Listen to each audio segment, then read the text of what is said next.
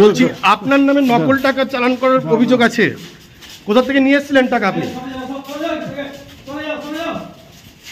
বলছি টাকাগুলো কোথা থেকে নিয়ে এসেছিলেন? এসটিএফ অর্থাৎ রাজ্য পুলিশের স্পেশাল টাস্ক ফোর্স গোপন তথ্যের ভিত্তিতে অভিযান চালিয়ে 5 লক্ষ টাকার জাল নোট সহ এক ব্যক্তিকে গ্রেপ্তার করে।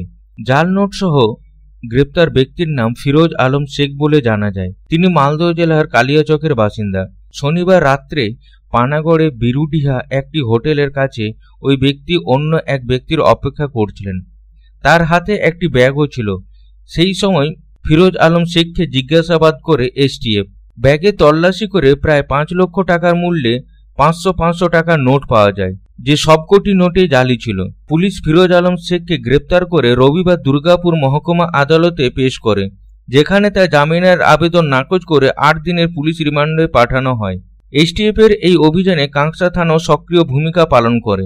জাল নোট চক্রের অন্যান্য সদস্যদের ধরারও চেষ্টা করছে পুলিশ। আসানসোল দুর্গাপুর শিল্পনগরীর সাথে যুক্ত পশ্চিম বর্ধমান জেলার নোটবন্দিকরণের সাথে এত বড় আকারে জাল নোট পাওয়া যায়নি। 5 লক্ষ টাকার জাল নোট উদ্ধারে চাঞ্চল্য ছড়িয়েছে সবার মধ্যে। কয়েকদিন আগে বাংলাদেশের জঙ্গি সংগঠন শাহাদাতের সঙ্গে যুক্ত থাকা কলেজ ছাত্র হাবিবুল্লাহ শেখকেও কাংসা থানার পুলিশ গ্রেপ্তার করে। দুর্গাপুর থেকে সাধন রুজের report, Public Times. I am Dr. Radhakrishna. I am a gastroenterologist and a liver specialist. So I do visit Durgapur once a month. I stay here for 2 days. So we do different types of procedures pertaining to gastroenterology and liver. So we have a range of evaluations that we do here. We do the routine endoscopy, colonoscopy. Starting from there, we have advanced technologies like nasal endoscopy, liver fibroscan, capsule endoscopy.